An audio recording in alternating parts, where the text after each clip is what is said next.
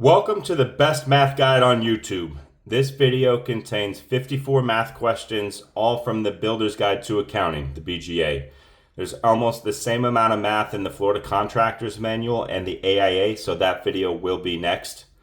I thought about packaging this math up and selling it as a course on school or something because I know everyone would buy it, but let's go ahead and just post it free on YouTube. This exam, it asks math topics in several different ways, and I do my best to cover each way a question could be asked for each specific topic. To download the questions, see the Google link provided. I don't have a formal answer key, so this answer key will have to be this video. My goal is to timestamp each section of the math in the description so you can jump to whatever you need to look at. I do recommend going through the entire video if math is a concern of yours. I'll also add some other valuable info in there, so please give it a once over. After I read the question, I'll pause for a few seconds so you can pause it and try the problem on your own, which I do recommend. I'll also pause briefly after each answer so you can pause and rework it or take another look at it if needed.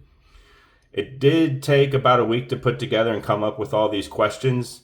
I never do plan on monetizing this channel, though subscribing does help me out. So if you get value here, please say thanks by doing so and liking it. It also helps others find this video through the YouTube algorithm because math was not only my biggest concern, but with everybody I talk to seems to be the number one concern of everybody else as well. So without further ado, let's go ahead and get started.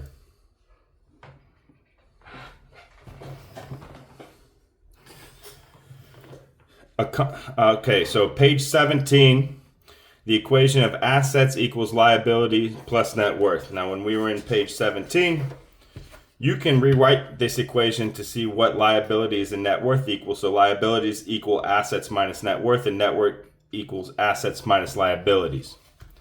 So a company has $750,000 in current assets, which includes $20,000 write-off for bad debt and $350,000 in long-term assets. Its most recent balance sheet shows current liabilities of $200,000 and long-term liabilities of $400,000. Based on the info, what's the company's net worth? So we know net worth equals assets minus liabilities. So we have current assets of $750,000 plus long-term assets of $350,000, and then we're going to minus the liabilities. So we have $200,000 of current liabilities and $400,000 of long-term liabilities. So the net of that, when we do the math, is going to be, I think it's B. So this is the actual calculator that I used on the exam. I bought this off of Amazon for like $7 or something, and it did me well. So we have 500,000. So the answer is B, 500,000.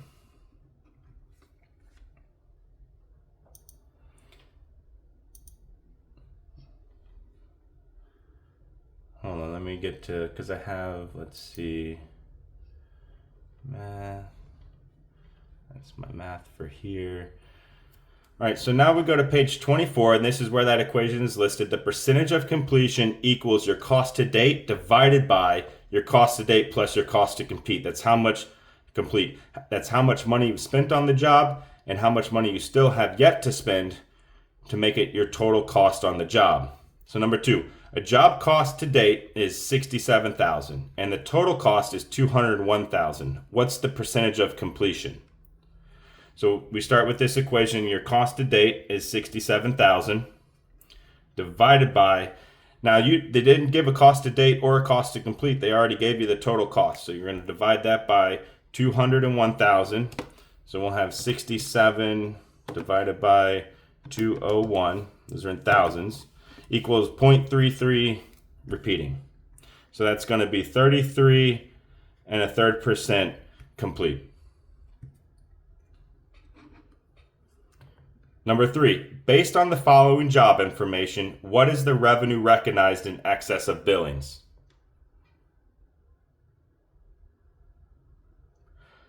We're going to come to our formula here because we're looking for revenue in excess of billing. So we need to know how much money did we actually earn.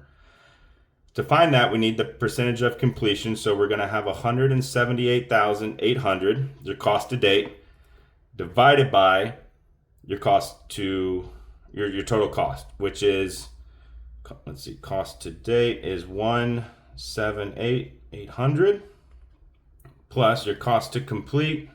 Estimated cost to complete is 95,200.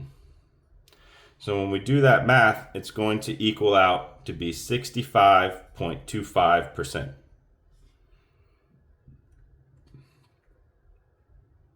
Your earned revenue equals the total contract amount of $324,500 multiplied by that 65.25%.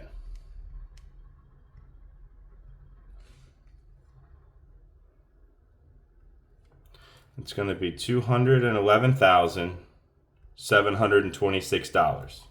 So that is how much money we have earned based on being 65.25% complete of the total contract amount. So that's what we've earned, and this is what we've billed. So we subtract that from what we've earned.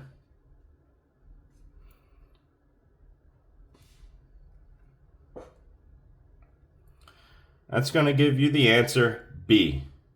$9,826 is how much we've earned over what we've billed. So we've recognized this amount in excess of billings. B.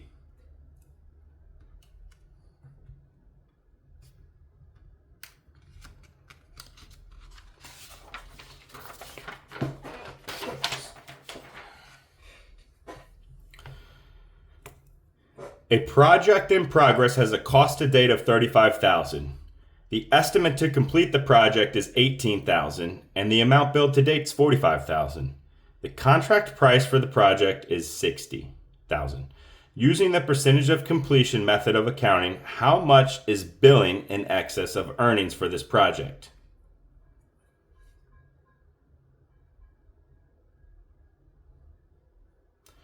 We go back to the equation. Cost to date is $35,000, and we're going to divide that by the total cost. So that's going to be the $35,000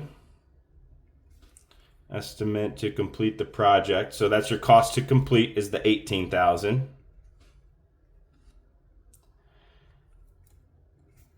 When we do this math, we get 66%.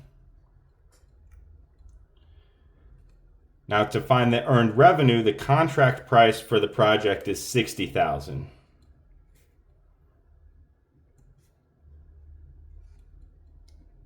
So we're going to take that multiplied by 66% because that's what we've earned so far. And that's going to give us $39,600 is what we've earned. We've billed $45,000. So we have the $45,000 minus what we've earned equals $5,400. So we have billed in excess of earnings $5,400. C, between $5,000 and $5,500.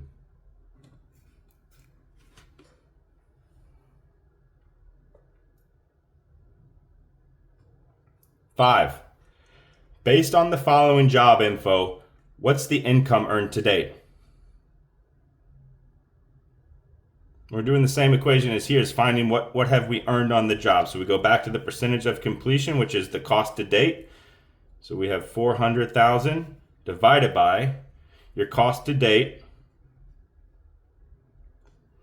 plus your cost to complete, which is 125,000.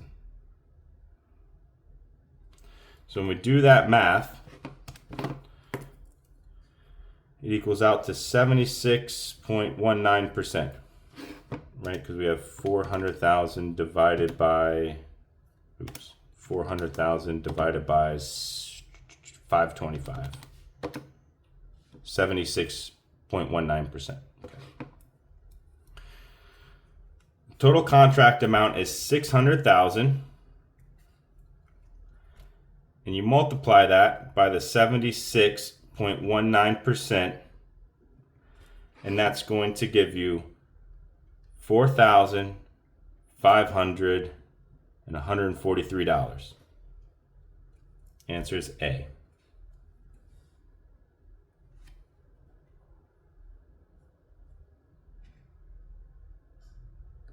Six, a company has the following financial info. Using the percentage of completion method, which of the following statements is true? We have a contract value of $1 million, a cost to date of $250K, a cost to complete of $500K, and we've billed $340. So is the percentage of completion 25%? The total cost of the project is $1 million. The project has unearned income of $6,700 or uncollected earnings of $6,700. Let's see. So we can cross out B right away because the total cost of the project is not $1 million. We know the total cost is your cost to date plus your cost to complete. So let's find that. The percentage of completion is going to be your cost to date, $250,000, divided by your cost to date plus your cost to complete. So we have $250,000 divided by $750,000. We're a third done, 33.33%.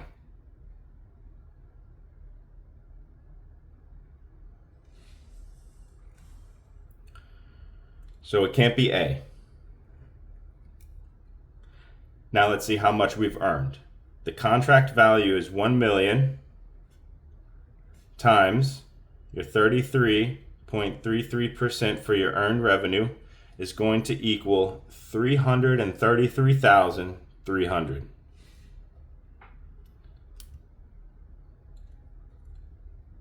$333,300 minus what we've billed, $340,000, equals negative $6,700. So we have earned less than we billed, so we have unearned income of $6,700. The answer is C. Because we haven't earned it. We billed for it, but we've billed for this much, but we've only earned this much. So it's unearned income.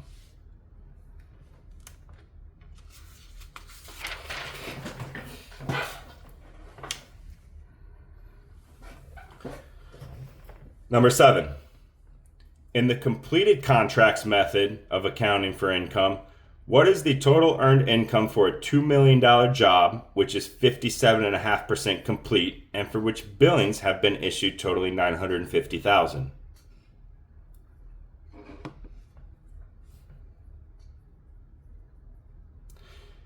The answer is C. If it were to say the percentage of completion, recognizing revenue as you complete and bill for a job, you would have 57.5% of $2 million. The answer would be B. But because this is a completed contracts method of accounting, we're not counting anything until the entire thing is done. So the answer is C.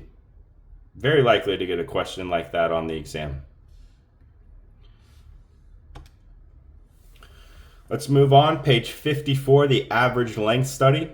We only have one example here because it's so easy. So the average receivables divided by your 12-month charge sales times 365 is your average days outstanding. So Pete's Construction has an average receivables outstanding for the month of March of $23,000.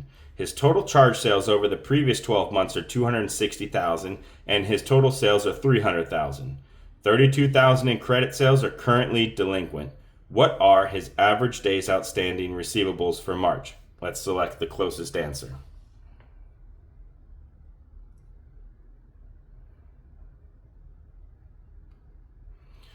We'll go to the formula, average receivables. Do they give us that?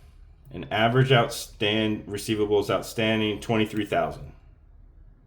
So $23,000 outstanding. We're going to divide that by 12 months average charge sales.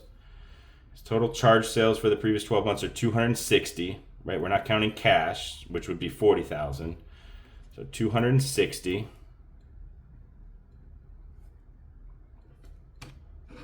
23,000 divided by 260 gives us 0.0884615. Then we're going to multiply that by 365 days.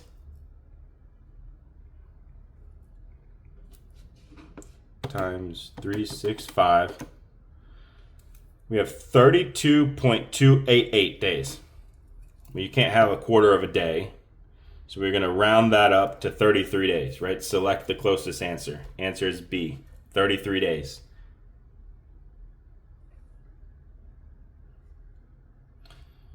Page 65, bad debts and delinquent study. There's probably like 10 questions that I've seen come out of Chapter 5 of the BGA. These are the two math problems. Calculating bad debt ratio, which is total credit sales divided by bad debt losses.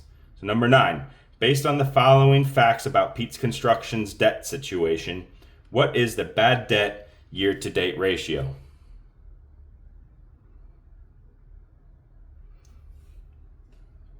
You keep in mind that the delinquent and bad debt, that ratio is 1 to X.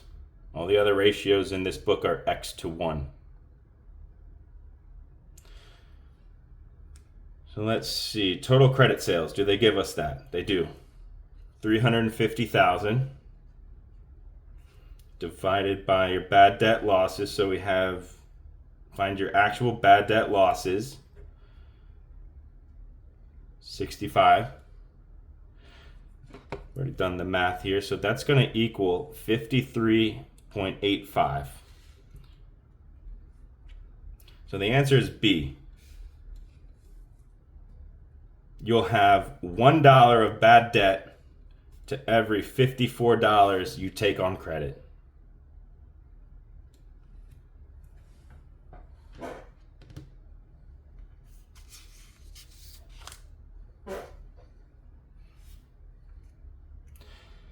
A company was comparing its credit sales results for 2 periods of time.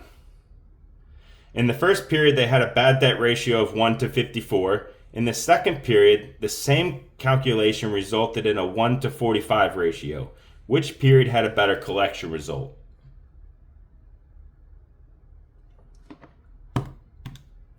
One divided by 54 is 0.0185. So close to 2%. 1.85% of every dollar you put on credit is bad in this ratio. Now, if you do the same collection result of 1 divided by 45, that's going to be 2.22%. That's worse. That means over 2% of everything you put on credit goes bad, where it was 1.8% for 1 to 54. So the answer is A, first period.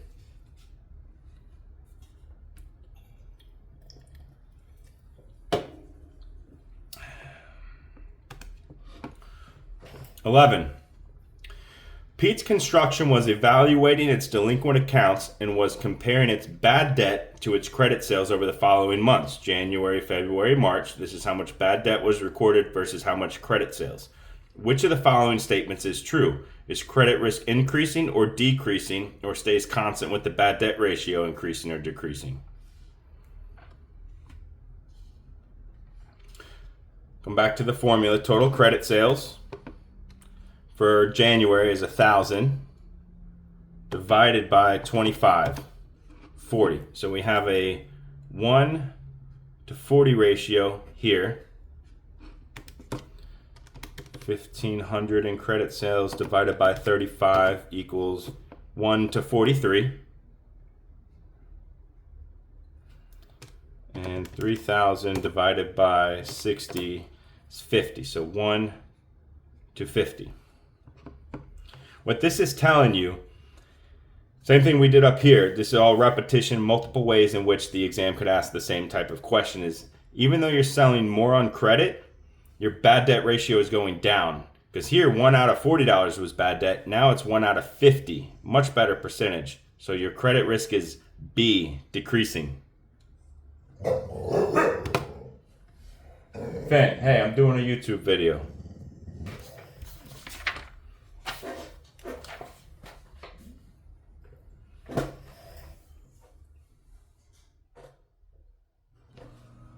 All right, delinquent ratio equals your total receivables divided by your delinquent receivables. Recall, delinquent is anything past 30 days.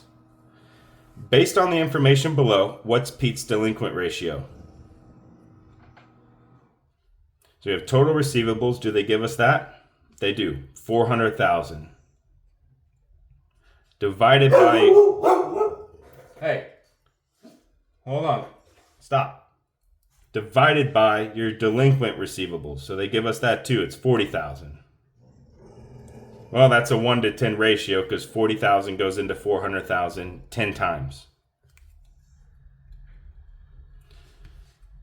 And remember, the bad debt and delinquent, the ratios are always 1 to X. So the answer is A. For every $10 you put on credit, $1 is delinquent. Now, if we were going to do the bad debt ratio, let's do that. Remember, the bad debt ratio is how much did you sell on credit divided by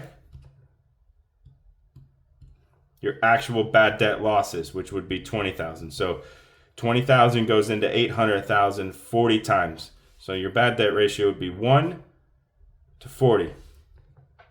Every $40 you put on credit, 1's bad debt.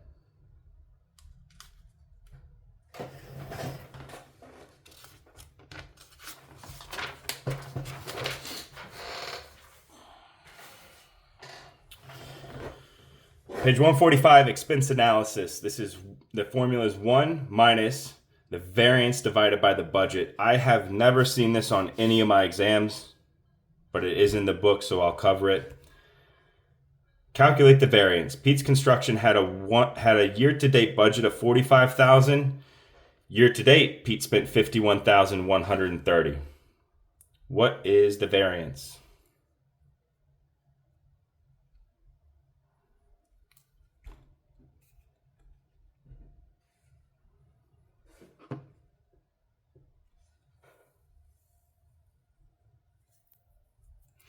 We need to find the variance first. So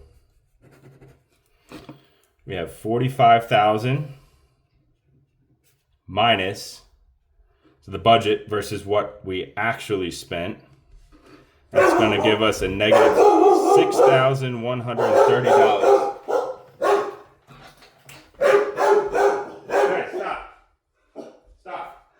I'm on a YouTube video. Yes, I have dogs and I love them dearly. So we spent $6,130. We're over budget. So the variance is going to be 1 minus the negative 6,130 divided by 45,000, which is the budget. When we do that, it's going to equal 1.14. The answer is C. Now, if you can't figure out a way how to work this formula, all you have to do is take your budget and multiply that by all the options here. You can work backwards, it just takes longer. 45,000 multiplied by 1.14 will equal the 51,130. So you could work backwards. A lot of these you can. I'm just showing you the fastest way to do it. MACRS, depreciation, straight line, declining balance. This will definitely show up on your exam. We have quite a few to go through here, and most of them are actually quite simple. But we'll start with the easy ones. All right, this is page 162 of the BGA. How many years of useful life are there in this calculation?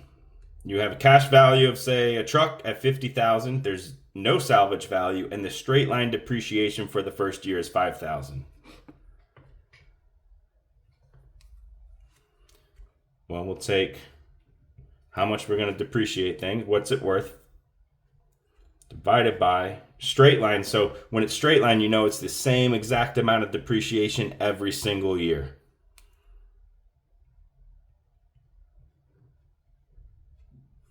$50,000. If you depreciate something $5,000 for 10 years, you'll have depreciated the full amount to $50,000.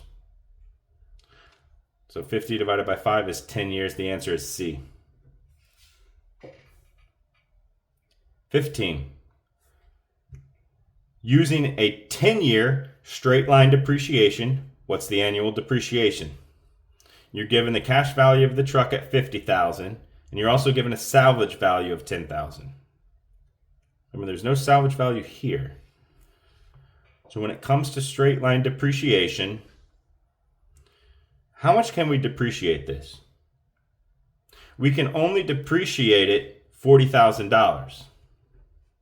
50K minus 10K equals 40K. And the reason why we can only depreciate it $40,000 is because we're going to depreciate it down to the salvage value. So now we have $40,000 in, I'm sorry guys. We have $40,000 in which we can depreciate this over a 10-year period, and it's straight line, so it's the same amount of depreciation every year, equals 40,000 a year divided by 40,000 divided by 10 years is $4,000. The answer is B, 4,000. Now again, if the salvage value was nothing, the answer would be A, like it was in 14, but they asked it in two separate ways. Okay.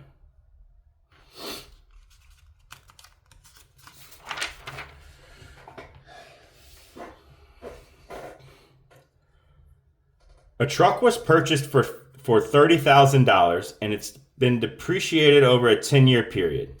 Okay.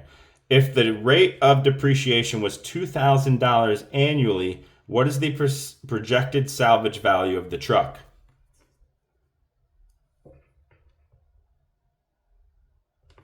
So we're going to depreciate something for 10 years. And the annual depreciation is $2,000. Equals $20,000. We've depreciated that truck after 10 years.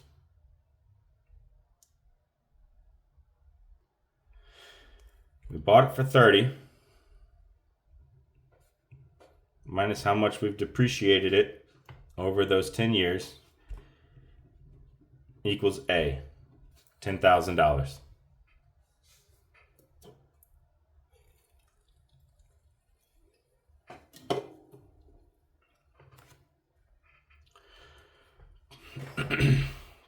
$17. You have a 10-year depreciation schedule and the declining balance method for a truck with the basis of $49,600. After the end of the first year, the accumulated depreciation is $7,440. Which declining balance method was used?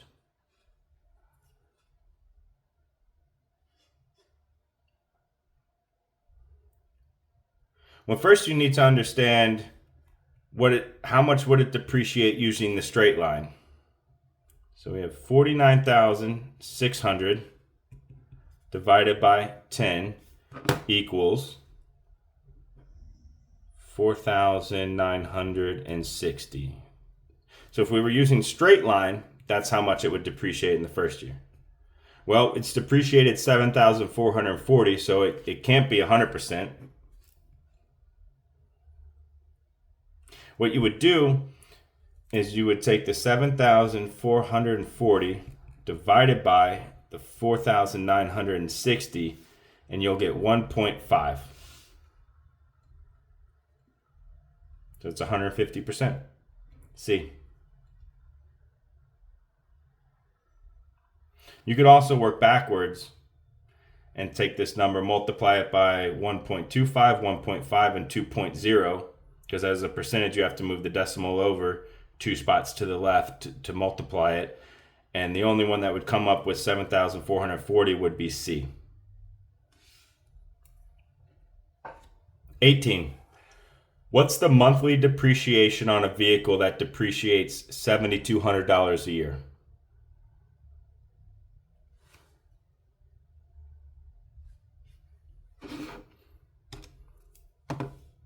Oh, you got $7,200 a year divided by how many months in a year? 12. The monthly depreciation? 600. So that's 7,200 divided by 12 months in a year.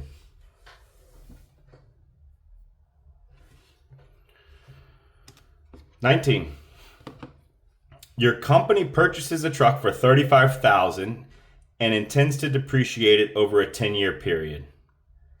The truck has a projected salvage value of $5,000. If the goal is to sell the truck when its book value is approximately $11,000, in what month would you sell it? Select the closest answer.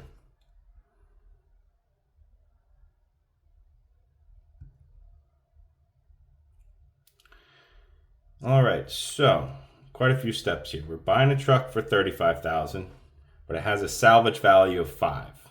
So we know that we can depreciate this truck $30,000. And we're depreciating it over a 10-year period. So we'll have that maximum amount of depreciation divided by 10 years, which is, by the way, 10 years, what you would do is you would just do 10 times 12 months. So you would divide it by 120, if you can see that.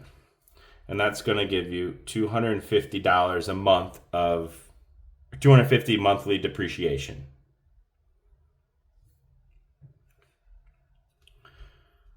Now we bought the truck for $35,000. We're going to sell it at $11,000, which means we need to depreciate this for $24,000.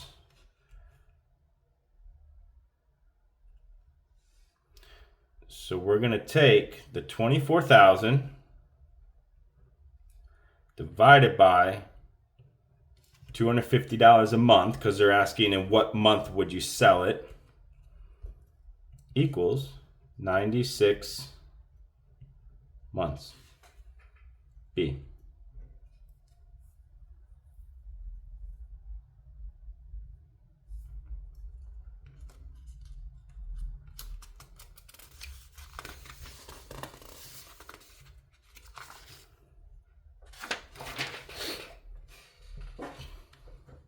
$20. Pete's Construction purchases a new truck for $50,000, which it intends to depreciate over a 10-year period. At the end of the second year of ownership, which depreciation method will yield the least amount of depreciable value?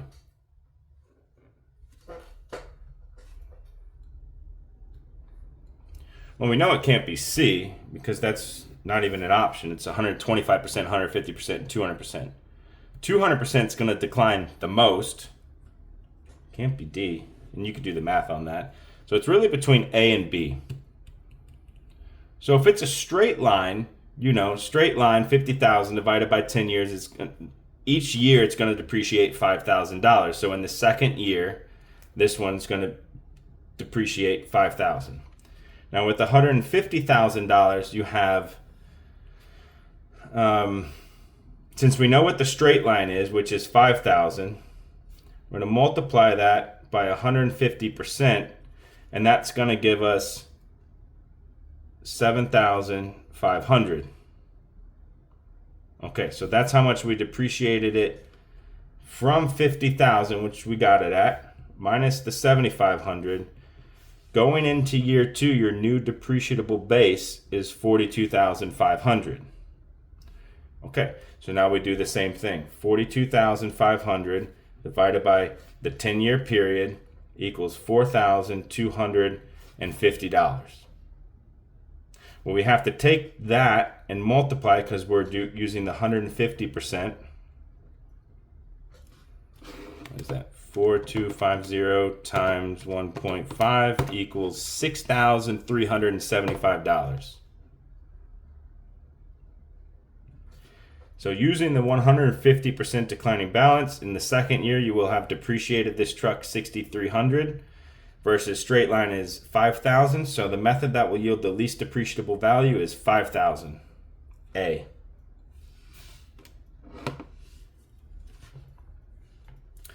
(21) Pete purchased a new truck for his roofing company. The truck cost $80,000 and is advised to use the 200% declining balance depreciation method.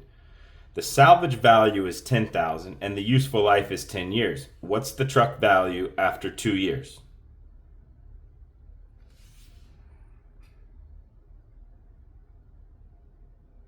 We just worked one up here, so let's do this one. You have $80,000 of value divided by a 10-year period equals 8,000. Now we have to multiply this 8,000 by 200% because we're using that 200% declining balance depreciation equals 16,000. So that's how much we're going to depreciate an $80,000 truck in year one. So we have 80,000 minus 16,000 equals 64. What am I doing? It's 64,000, not 54. 64. So 64,000 is our new depreciable base for year two. Okay, we'll do the same thing. We're 10 years. That's going to equal 6,400.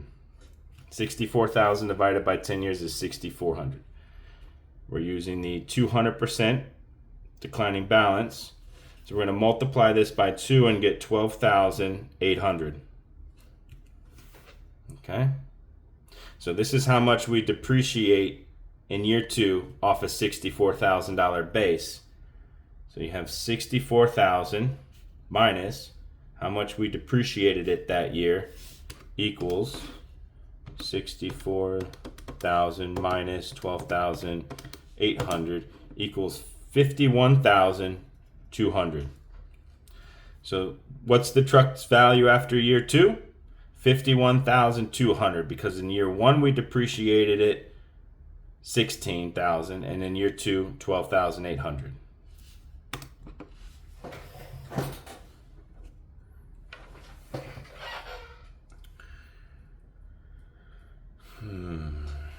Page 170, sales, trade-ins, and calculating book value. Extremely likely to have one of these following questions on your exam. Number 22, you purchased this truck with a sticker price of $40,000. This was a trade-in transaction. The book value of the old truck was $15,400, and the trade-in value of the old truck was $18,000. That's what you traded it in for. According to the BGA, what is the new basis for the new truck?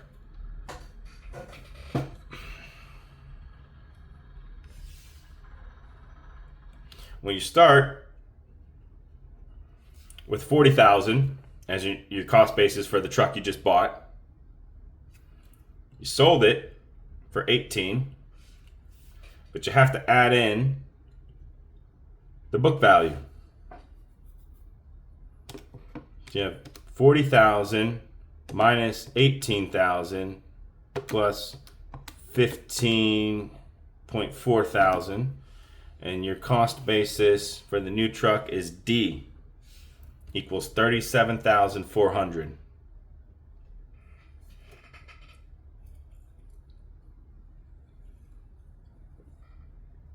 There's no equation listed there, but I just know what you bought the new one for minus what you traded it in for plus whatever book value it has.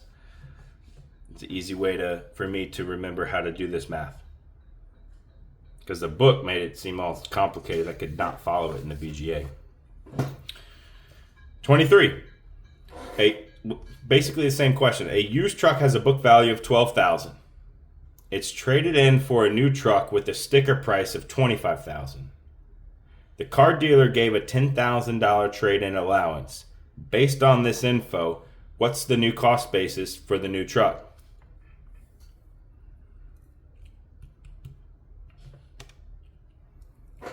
Well, what'd you pay for the new truck? $25,000. What'd you trade it in for? What was your allowance? It was $10,000. What was that trade in book value? It's $12,000. Let's see, 25 minus 10 plus, I didn't have to put that in the calculator. Anyways, the answer is going to be A, 27,000.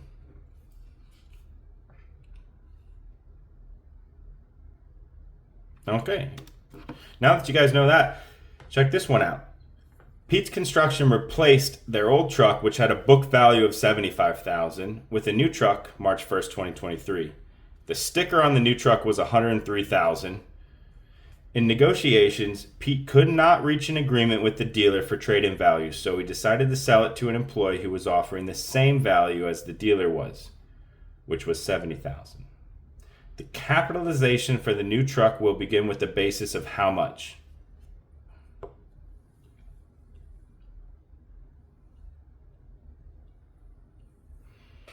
Now, some of y'all would think, okay, well, we bought it for $103,000 minus what we sold it to the dealership for, $70,000, plus the book value of $75,000. That could be the same thing on the balance sheet or income statement, right?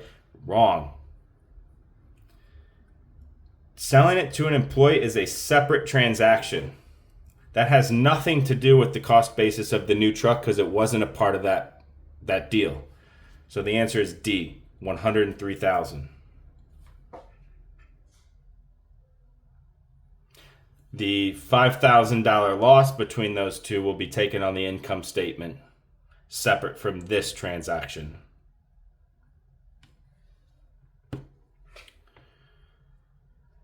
Pete purchased a new truck for $33,300 on January 1st, 2019.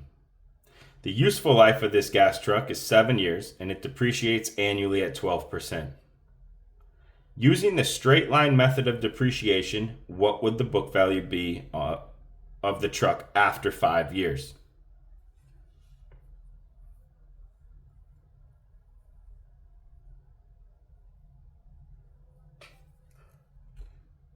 Well, we start with the value of the truck. We know that it depreciates the same amount every single year because it's the straight line method. So we're depreciating this 12%. So we're going to multiply this by 0.12, which is 12%, to find the annual depreciation. And then what that equals, I mean, I could do it here. I usually don't. Let's see, times 0.12 equals $3,996. Now we are going to look for what the book value would be after 5 years. So we're going to multiply this by 5, and we're going to get $19,980 is depreciated after 5 years. So what's the book value left? Well, we have what we bought it for, $33,300 minus the $19,980.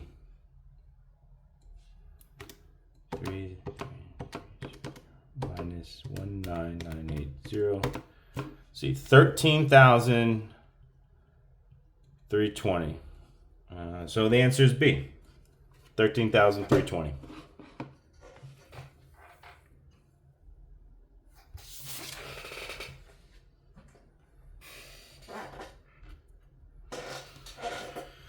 Okay, moving on to the current and quick ratio, which is also known as the acid test. This can also be on BGA page, it's like 270. 270-ish. That's going to be the chapter for financial ratios.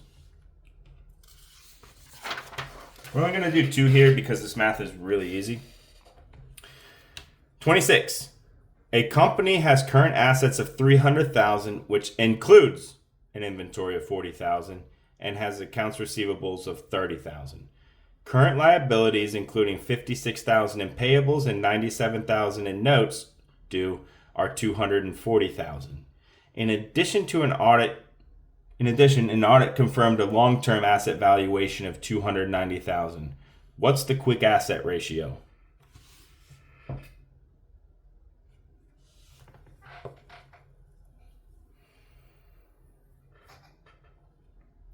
Remember, the quick asset ratio does not include inventories on their current assets.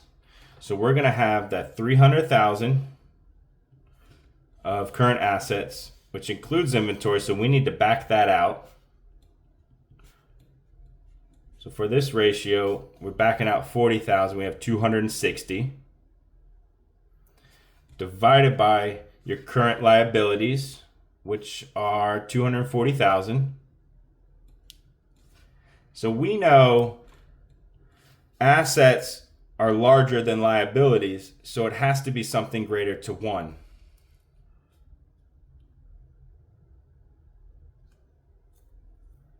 So when you do the math, you have 260 divided by 240 equals 1.08.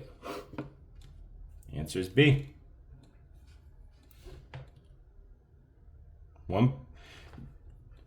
You have $1.08 of assets for every $1 in liabilities, current speaking.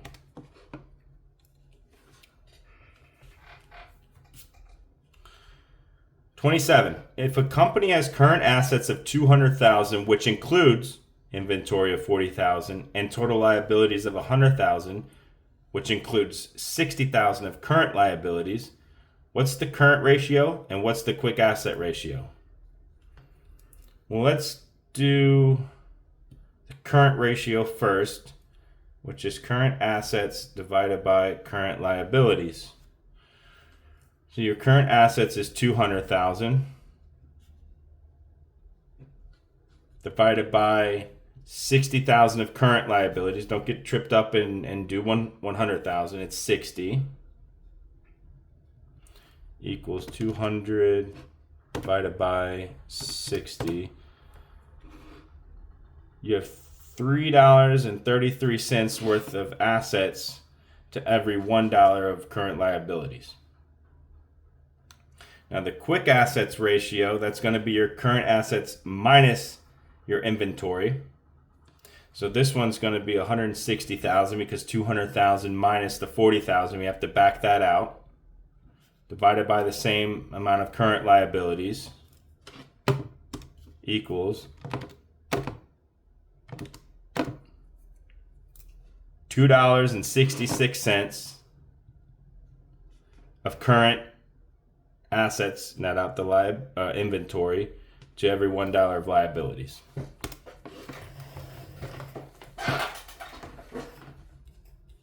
Try to keep this even, but I can't see the camera from above. So I'm doing my best here.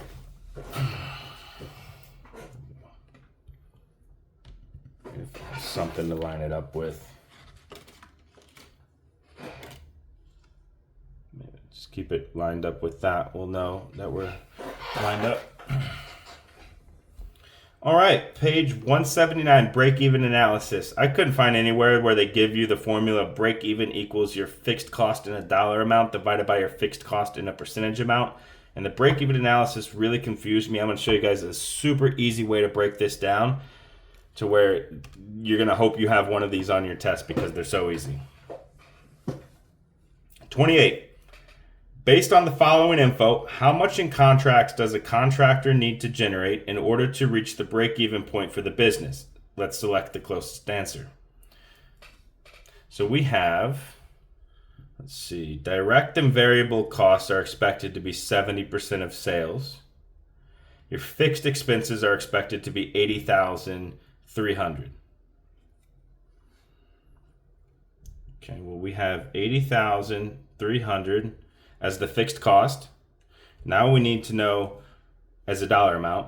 Now we need to know what it is as a percentage amount. The easiest way to do this is break up all three of the expenses into three categories. You have direct cost, variable cost, and fixed cost. This one's the question mark.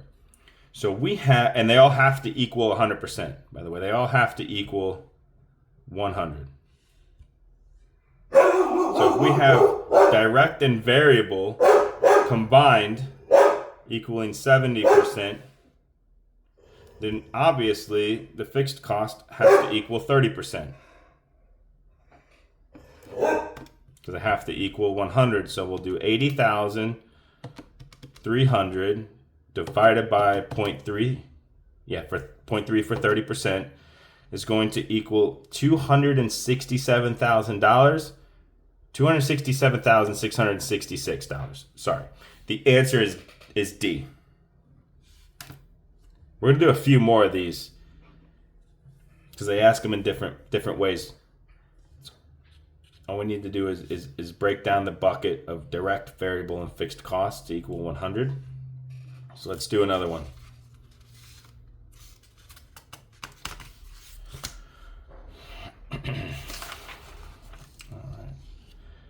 Based on the following information, what's the break-even point for this company? We have total revenue at $600,000. Direct cost of that is 80%. The variable expenses of that is 10%, and the fixed expense is $12,000. Okay. So we know we need fixed expense dollar amount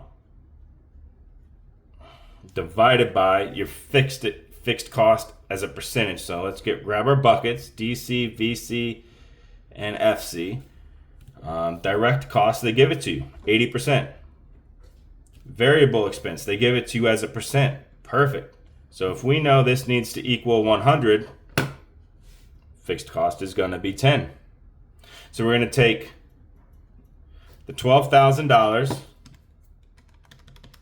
divided by 10% equals $120,000. The answer is A.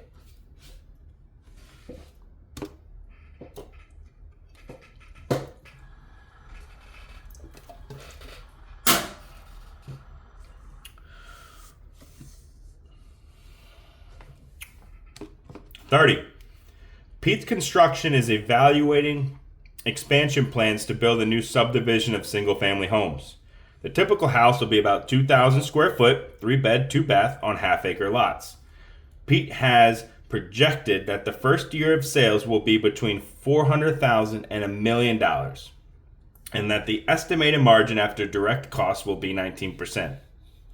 Variable selling costs, including advertising and sales commissions, excluding overhead, because we're going to have to find the fixed overhead, are estimated at 7%. Office operations and other fixed expenses are expected to be $90,000. At what level of sales will the new operation break even?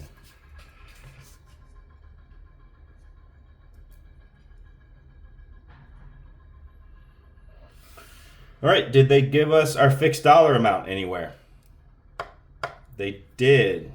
Fixed expenses are expected to be $90,000.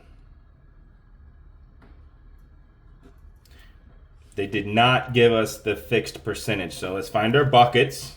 DC, VC, FC. Did they give us any of these? Variable selling costs and advertising, etc., 7%. Okay, so this one is 7%. Remember, when they need to equal 100. Direct costs, where can we find this? So the estimated margin after direct cost will be 19% of sales. So if your margin is 19%, your direct costs have to be how much? Because they have to equal 100. 81%. So if you're 81% direct cost, that's going to leave you with 19% margin on the job. So we have 81 plus 7 is 88. So that means our fixed cost has to be 12%. All right, $90,000 divided by 0.12 equals $750,000 is the break even. Let's see. So that's going to be A.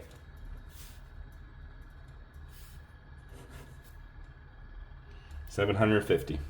Are we getting this? Like I said, when we start doing these buckets, it makes it a whole lot easier. Okay. It might be we got two more variations of this. Ready? Given the following income statement, what would be the project level sales for the company to break even?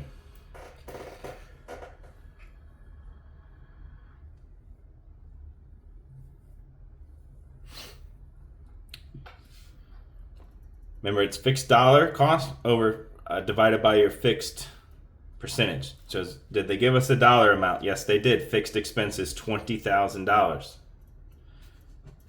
Now we need how much percentage is that.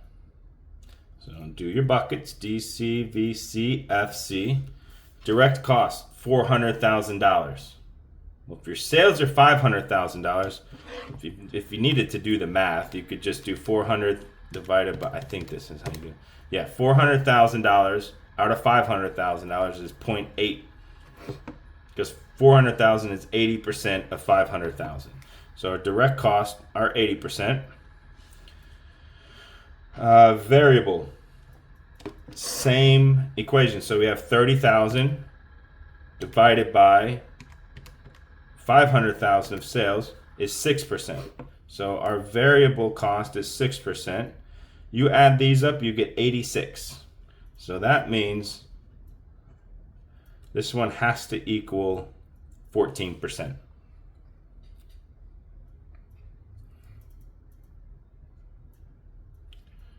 Okay, so 20,000 divided by 0.14 equals $142,857. So we are going to select the closest answer, and that's going to be D, 143,000.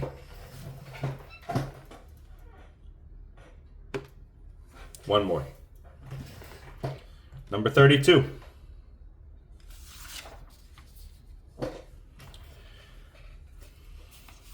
Kind of like it when I cover these up. We were not distracted by other questions. Pete's Construction is analyzing its operating statements for the past year. According to the income statement, fixed expenses represented $25,000 of operating costs. Variable expenses were $40,000. $40,000 against total revenue of $500,000. And the gross profit margin of all operations were 25%.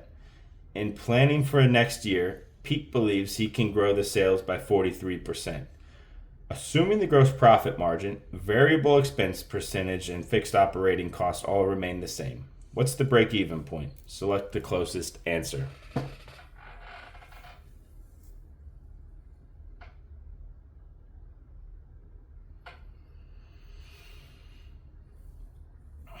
Let's see. So back to the equation, they gave us the fixed expenses of 25,000.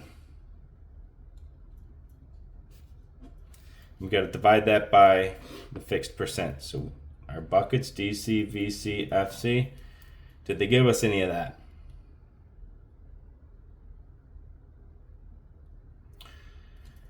They gave us variable expenses were 40,000 against total revenues of 500. So we could do 40,000 divided by 500 equals 0.08. So this is going to be 8%. We need direct costs. So we have revenues of 500,000 and the gross profit margin of all operations were 25. So if you're making a 25% margin, that means 75% of those are going to be your direct cost, because your direct cost plus your margin is going to be 100. All right, so you go 75 plus 8, 83. That means our fixed cost needs to be 17% in order for all of this to equal 100%. So we're going to divide this out. 25,000 divided by 0.17 equals $147,000 and change. So select the closest answer. It's going to be C, 147,000.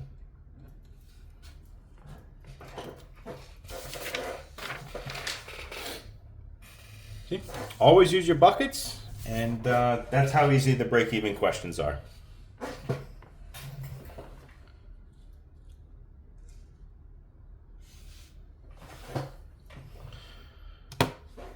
Grab my...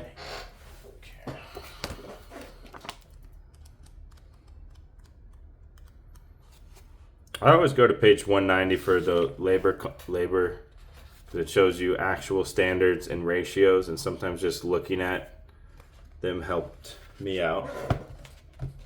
So let's see. Number 33, page 190, labor performance standards. We have your actual hours divided by like how long it actually took your crew to do the work, divided by like the industry standard equals the ratio of how fast or slow did it actually take you versus the standard? Knowing that, we're going to look at 33. A construction crew had a standard to actual production rate of 1.2 to 1. If the actual time it took to do a job was 150 hours, what would the standard rate for the same job be?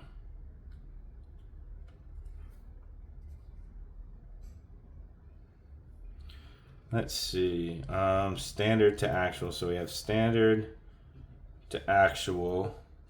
That's going to be 1.2 to 1 if the actual time it took a job to do. So actual is 150. So that means we need to multiply this by 1.2 because actuals, oh, I don't know why I did that. 1. So now we have 150 as the actual, but we need to know the standard. So we'll do 150 times 1.2 equals 180.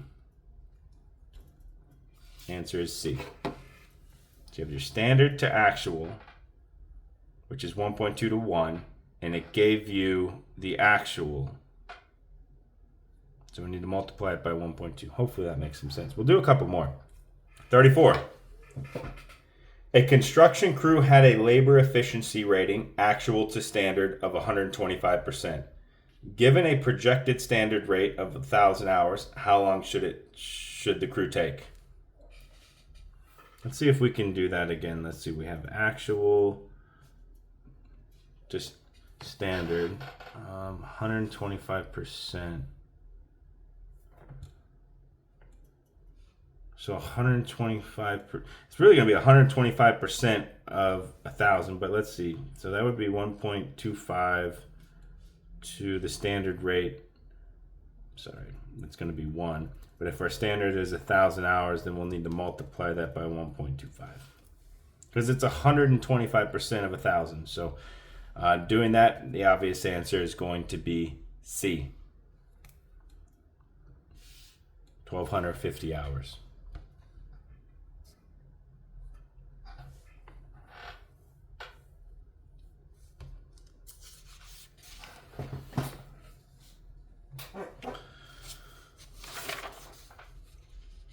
$35. Pete's Construction is estimating the cost of doing a new roof. If the total estimate of the job is 1,560 labor hours, that's how many hours it's going to actually take my crew to complete it. Based on an actual to standard ratio of 1.3 to 1, what are the standard hours the job should take? So my crews here are going to need 1.3 hours per what the standard is. And we need to know what the standard is. So let's see, we're going to do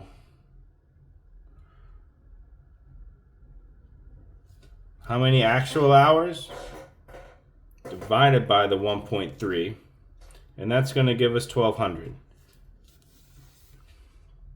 Now we know that 1,200 is an accurate answer because it's taking my guys 1.3 hours to every hour. So if we do 1,200 times 1.3 is going to equal the 560. So you could work backwards. You could just take, wait, I don't know if this is a work backwards question. I'm sorry. But that's how you would do it. And you know that the standard has to be less than the actual because my guys take 1.3 hours to every 1 hour of standard.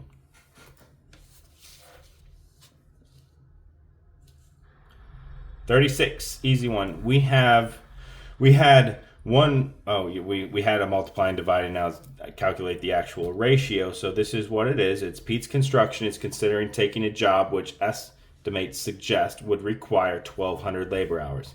If the actual time Pete's Construction would take to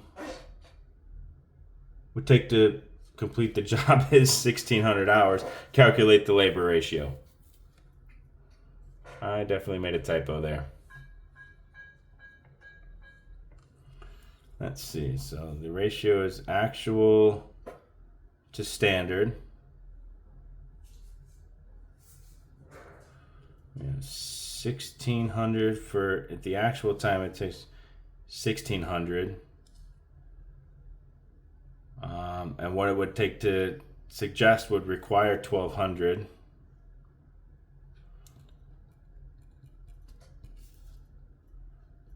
We're going to do 1600 divided by 1200, and that's going to give us the ratio. That's going to be 1.33. So the answer is B. The ratio is actual hours divided by your standard hours equals the ratio. So it actually takes the crew 1.33 hours to every 1 hour of standard to get the work done. I always come, whenever I had one of these questions, I always come to page 190.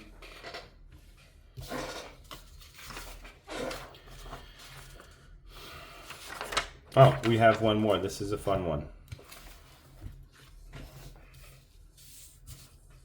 Okay. Pete's Construction is evaluating its labor productivity. By category, the ratio of actual to standard is, so this is the type of labor, the standard to actual ratio, and how much they're paid. It should have a dollar sign by it. So, if the crew productivity stays the same, the total labor estimate for the new job should be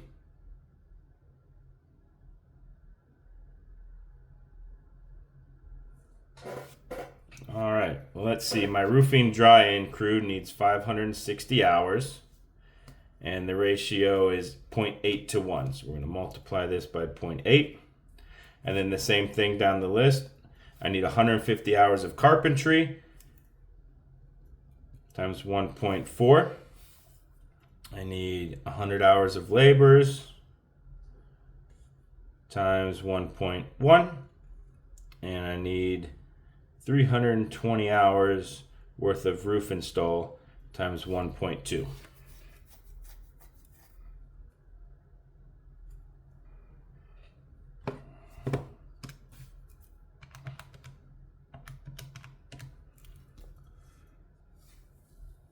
Oh. No, I have to add in that. And plus, also you need to multiply that. I'm sorry. I need to take a quick 5-minute break. Times how much they get paid for each job. So that's $35 an hour. Carpentry is $17 an hour. Laborers get paid $10 an hour. And the roof installers get paid $35 an hour. So let's see how many hours we need versus, how long it's actually going to take times the amount of money they're going to make each hour, because we need the total labor estimate for the new job. So we have 560 times 0.8 times 3.5, 15,680. 150 hours times 1.4 times 17, 3,570 for carpentry.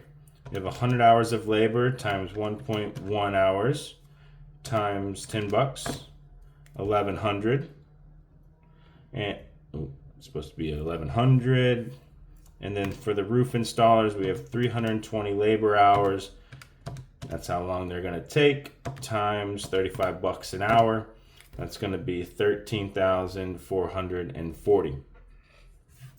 So now we need to add all this up, and we will come to, because I already did this math, $33,790. The answer is C.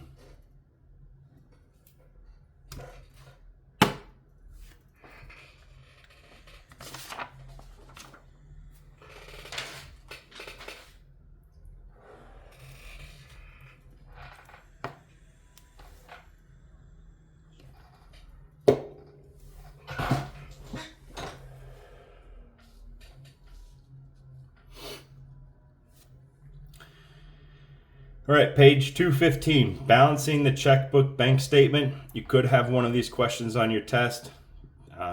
They're pretty simple. I never really cared too much for them. But let's go.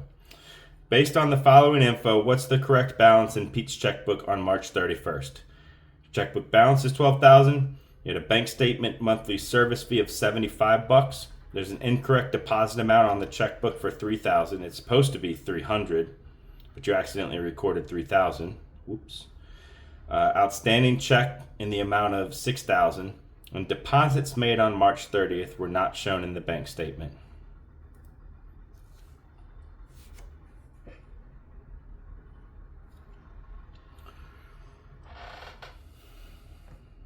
I don't have like great explanations for how I do these, but your starting balance in the checkbook is $12,000, and it's asking what the balance is in the checkbook. Now on the bank statement, you had a monthly service fee of $75, so that needs to get recorded in the checkbook because it says it's just on the bank statement. So you minus your $75 there. And also in the checkbook, you recorded something for $3,000, but it's supposed to be $300. Well, the net difference there is $2,700.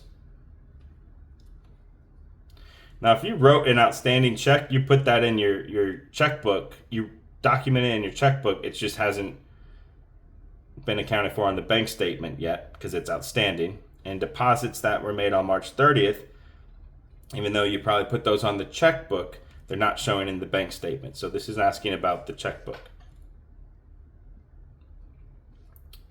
So let's see, 12,000 minus $75 minus the $2,700 correction is $9,225.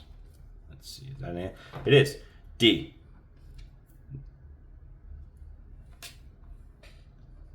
We can do two more quick ones.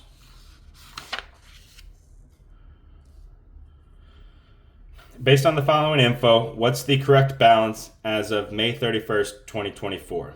The balance in the checkbook on May 31st, 2024 was $3,279. So we know it's asking for the correct balance there. So we're going to start just like the last one, $3,279.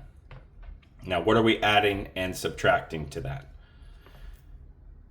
Checks written prior to May 31st that had not cleared the bank total $946.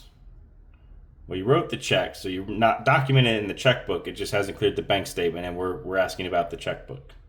A deposit of $680 was placed in the night depository on May 31st. The deposit was recorded by the bank on June 1st, so it does not appear on the May 31st bank statement.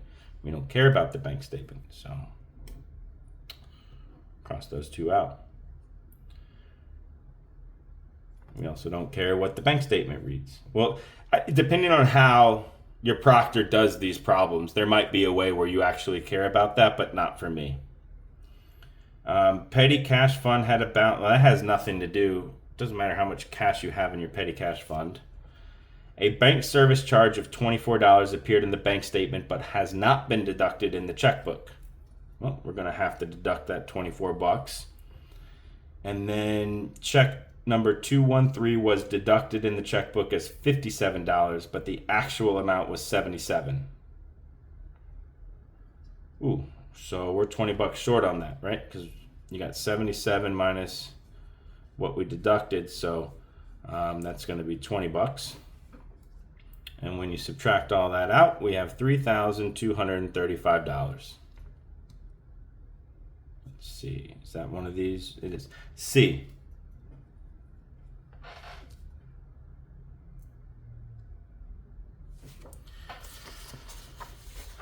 We can do one more. The March bank statement is to be reconciled to the cash in bank amount on your March 31st balance sheet. As of the beginning of March, your cash in bank company account showed an opening balance of $85,500. The bank charges the firm on March 19th a $75 a month fee, which the bookkeeper failed to enter. Uh-oh. A check mailed out in the amount of $995 on March 31st was not posted to the cash account.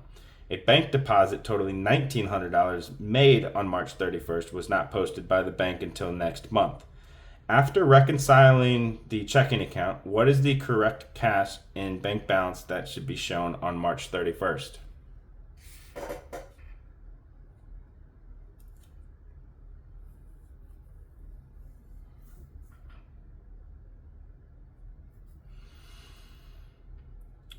Okay, our cash, let's see. We have $85,000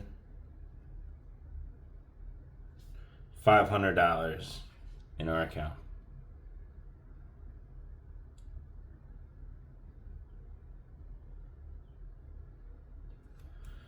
Minus the $75 a month fee that wasn't entered.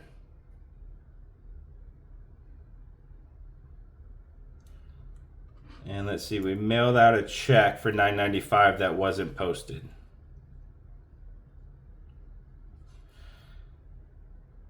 So all of that equals $84,430.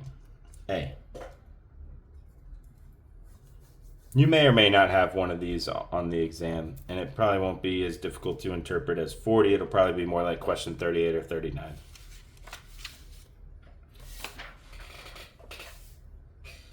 I made a 97.5. I didn't make 100, but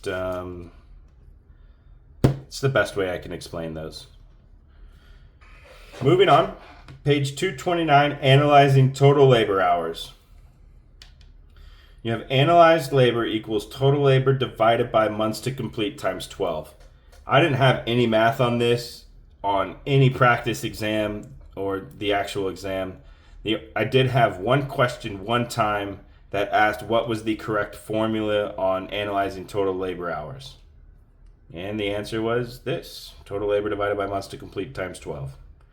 Never had any math there. But I didn't want to leave it out just in case somebody questioned it. Okay. We're getting close. We only have 54 questions. A lot of these will go pretty quickly. Page 269 is working capital. So we have the equation for working capital equals your current assets minus your current liabilities. So based on the following info, what's the working capital? Let's see. So we need current assets. We don't need total assets. Current assets excluding inventory is $60,000. Inventory of $10,000. Well, we know inventory is a current asset. So we have $70,000 in total assets. Minus your current liabilities. Well, it gives us our current liabilities of $35,000. Equals 70 minus 35 equals 35,000 working capital.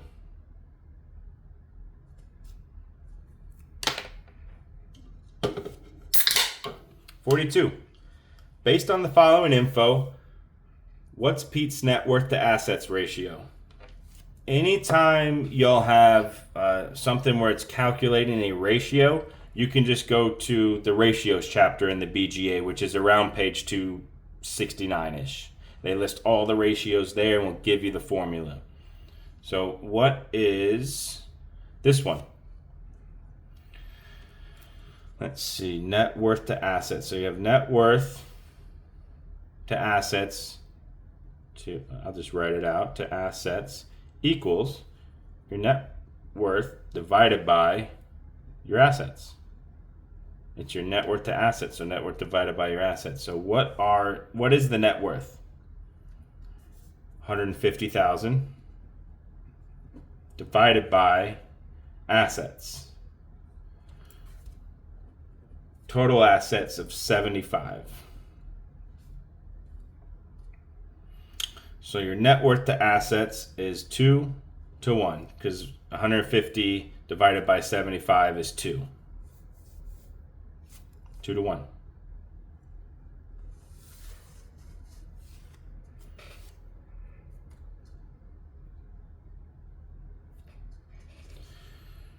You'll definitely have some questions on calculating gross profit and calculating margin. So we have quite a few in here, all asked different ways. If a company has $500,000 in sales for the first year, earns a gross profit of $300,000, what are the direct costs?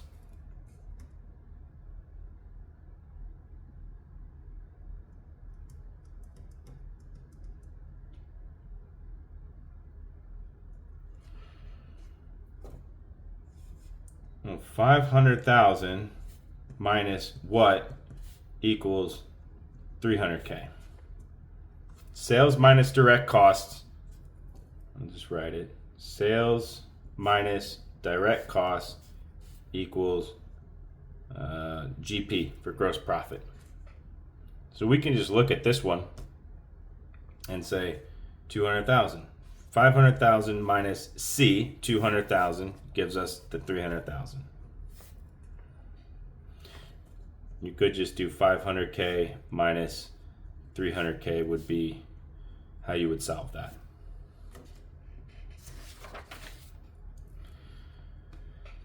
If a 44, if a company has total sales of 15 million and direct costs of 10 million, what is its percentage of gross profit? And we'll select the closest answer.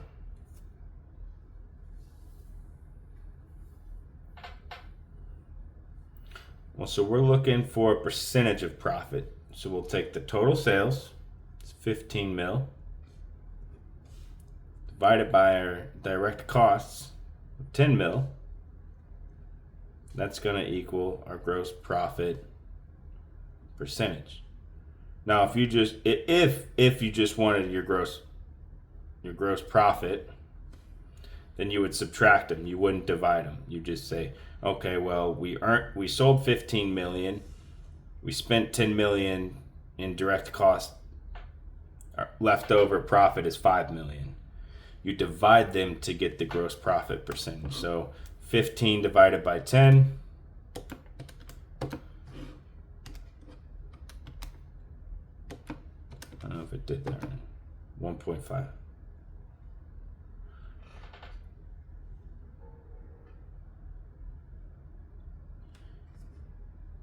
I'm sorry, I messed this one up. Blame it on me sitting here doing math for an hour and a half. My bad, guys. Your gross profit percentage, and I'm not going to edit that out. I'm human, just like all of us are, equals your gross profit divided by sales. Because I was like, that's not right. So what's your gross profit?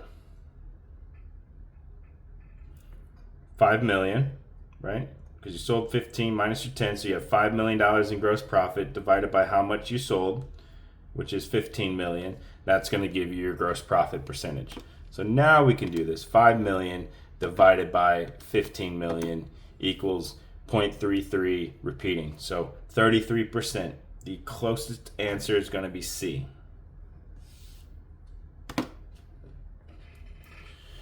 Again, sorry for the mishap there. I'm human.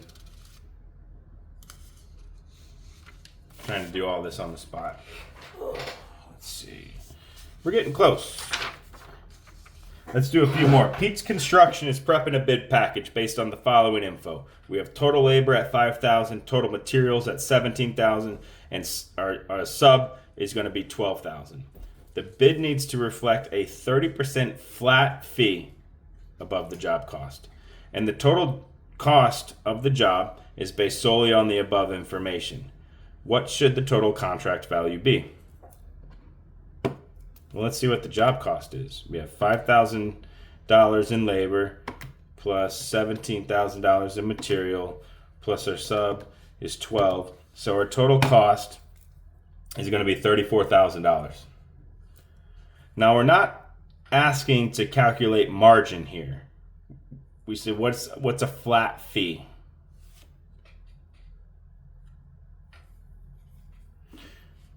The flat fee, well, we need 30%. So times 30%,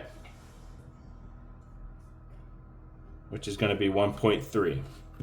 So let's see, 34,000 times 1.3 equals 44,200. D. 44.2. And on the test, you do need to pay attention to if they're asking about a flat fee or they're asking about margin, because it's different. So now let's say using the same job cost as above, so we're using the same $34,000 job cost as above, Calculate what the correct contract value should be, reflecting a 25% gross margin. Select the closest answer. Well, this is going to be minus 1 minus your 25% divided by, So you have 34K divided by 0.75. I mean, 75% is going to be your direct cost, and you need a 25% margin. So we're going to divide this out and say $34,000 divided by 0.75 to get you your 25% margin equals 45,333. So the closest answer would be B, 45,300.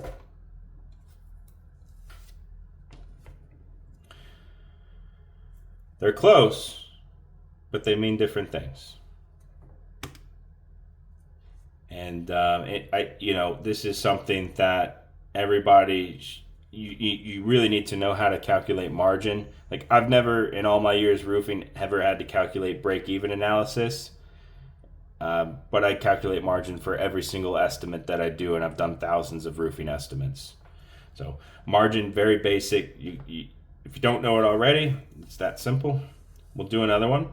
If you buy land for $40,000 and want to sell it for a 20% gross profit, what's the proposed sale price?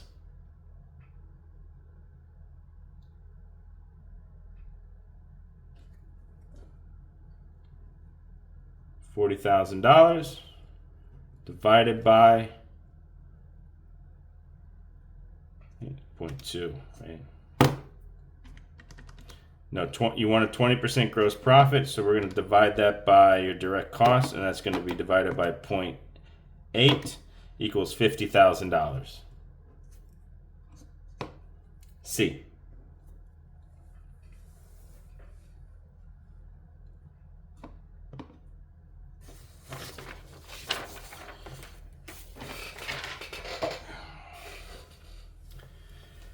Based on the following info, what's the gross profit margin of the company?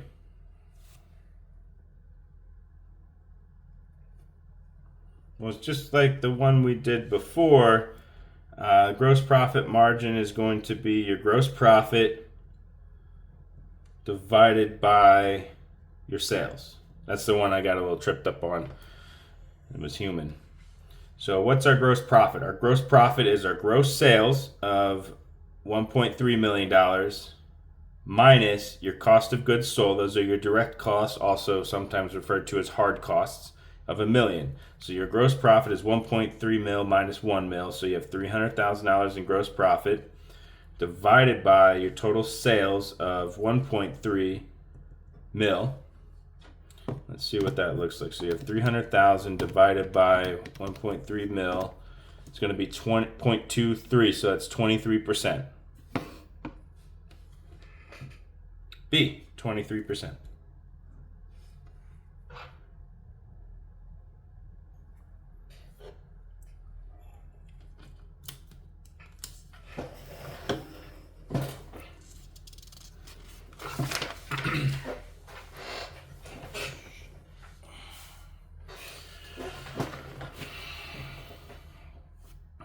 All right, 49.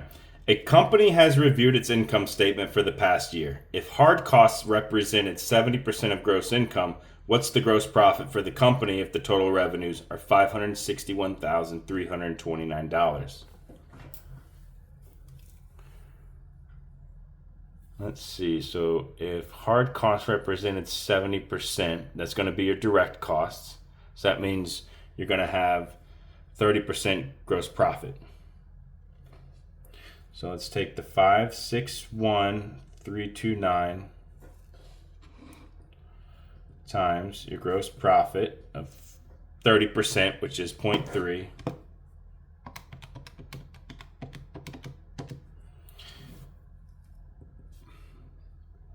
Your gross profit for the company is $168,398.70.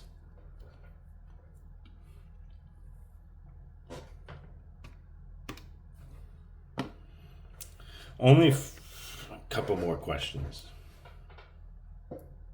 All right. A contractor, number 50, was evaluating his company's profitability ratio. Total sales for all operations were $300,000. 75% of his sales were from re-roofing, and the remaining 25% were from repairs. If his gross profit on re-roofing is 30%, and his COGS, his cost of goods sold, for repairs is 40%, what was his total operating profit for all operations?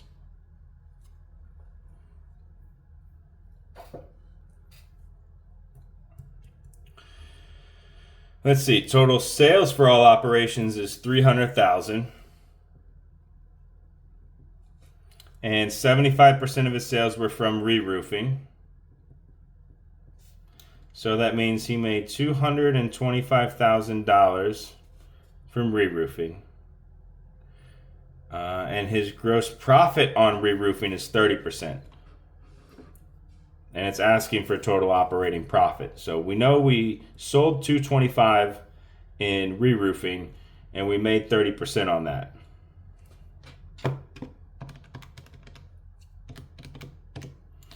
So we made $67,500 operating profit on re-roofing. Now we also have repairs. So the same thing, we made $300,000 in sales, and a quarter of that, 25%, is going to be from repair. So that's going to be $75,000. Now, let's see. Cost of goods sold is 40%. That's not your margins 40. That's your cost of goods sold. So 1 minus 0.4 is going to be 60. So we made a 60% gross margin profit on the repairs. So that's going to be 75,000 times 0.6 equals, we made $45,000 operating profit on repairs. Now let's add these up, because it's asking for total operating profit from all operations, which includes both re-roofing and repairs. So we have 45,000 plus 67,500. It's going to be 112,500. D.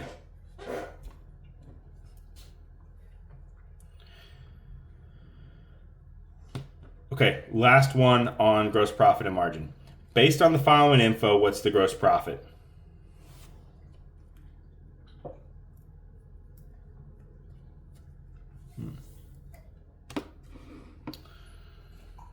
right, what are our sales? We have sales from contracts of $225,000 plus some other income of $75,000.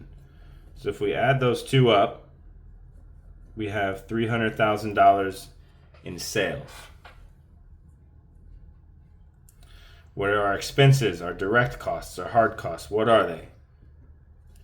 So we're going to take our sales minus the direct costs, and that's going to be labor and material. So subcontractor A and B of $105,000 minus our material spent for $85,000. Sales and overhead is not part of a direct cost. Equals 300 minus 105 minus 85, 110. All in thousands, of course. So we have answers A, 110,000.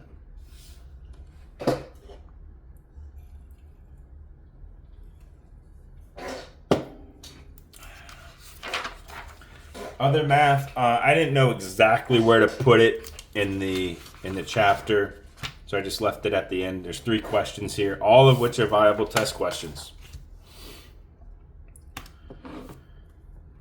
This one's easy. Pete's Construction is evaluating the balance on 3 accounts. I've got cash in bank, I have accounts receivable, and accounts payable. At the beginning of the month, the correct balances were cash for $20,000, accounts receivable for $10,000, and accounts payable for $15,000. During the month, these following transactions have occurred. What are the correct balances at the end of the month? So after these transactions, we want to know how much cash we have, how much do we owe in our payable accounts, and how much are we owed in our receivable account. All right. So we have cash received from receivables. So let's see, we have plus $5,000 because we received $5,000 cash from our accounts receivable. That means somebody paid us, which means we are owed $5,000 less in that account. Amounts paid to accounts payable for $3,000. So we took $3,000 cash that we have and paid down people that we owed. So we're going to subtract $3,000 from cash and accounts payable. Cash received from new business for $5,000. That's easy. We received $5,000 cash. Add it to the cash account. And now we have a new vendor we owe for materials or something. We have a new accounts payable for $4,000. So we owe somebody $4,000. Let's add these up. So we have $20,000 for our cash account. $20,000 plus $5,000 minus $3,000 plus $5,000 equals, we have $27,000 in cash. Accounts receivable, we do not need a calculator for that one. 10,000 minus 5,000 is 5,000. And then we have an accounts payable that started at 15,000 minus 3 plus 4,000 equals 16,000. Let's see, where can we find this one? 27, accounts payable 16, accounts receivable 8. Nope, it's 5. So 27, 16, and 5. Answer is D.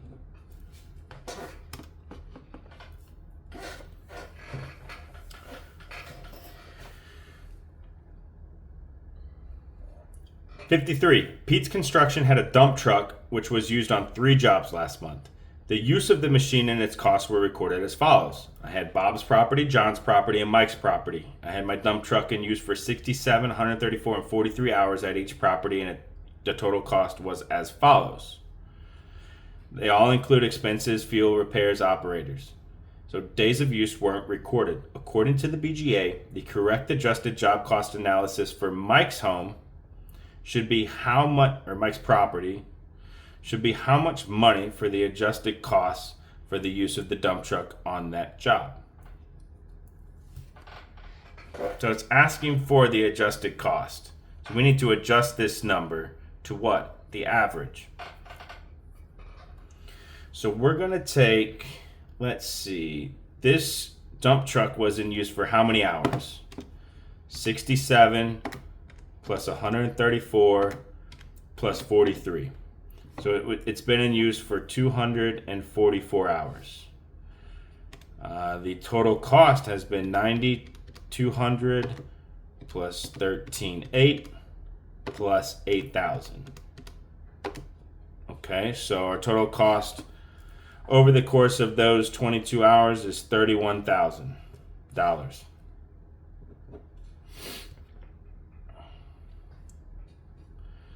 So if we want to know the cost per hour because we have to find how much we need to adjust it for Mike's 43 hours. So we can take 31,000 divided by 244 hours equals, shoot, I should have left that up there, divided by 244. That's going to give us $127 an hour. We need to multiply that by how many hours we left that dump trailer on Mike's property for. And that's going to give us $127 times 43 hours equals 5,461 is the adjusted cost. So that would be between A, 5,000 and 5,800. Answer is A.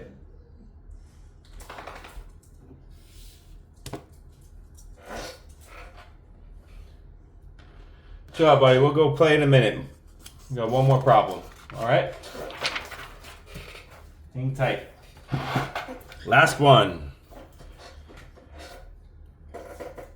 Pete's Construction is analyzing its overhead for the prior quarter for a remodeling job that was done. According to the job cost ledger, direct costs were $20,000, while direct costs for the month were $60,000. Total overhead expenses for the month were $6,000. Excuse me. The amount of general overhead expense to be charged for the remodeling job should be how much?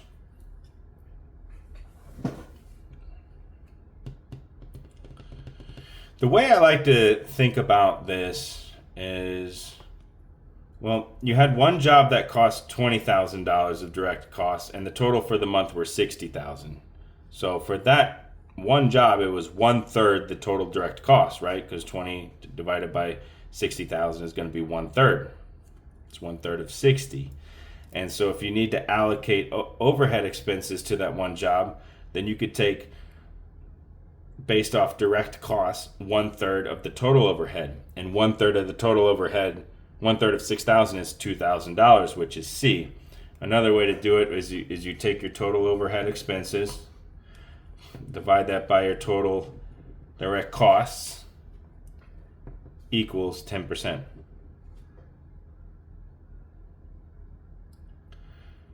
Now your direct cost for this specific job was $20,000 times that 10%, giving me the same allocation, is going to equal 2,000.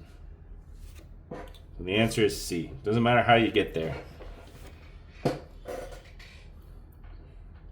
And that, everybody, is all of the accounting math for the Builder's Guide to Accounting. Next video will be all the math for the Florida Contractors Manual and the AIA. I promise it's about just as much. There's a lot of topics in that big book, and there's like 2 math problems out of the AIA we can do.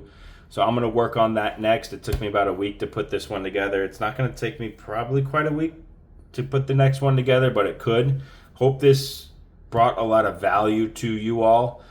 Please consider subscribing. No need to turn on the notifications, but it does help me out, and it helps others find the same video that are concerned about the math just like I was, and so many people that I talked to. So thank you again for watching. If you have any questions, you can find me on social media. I'll put everything in the description, or leave me a comment here. Thank you. Bye.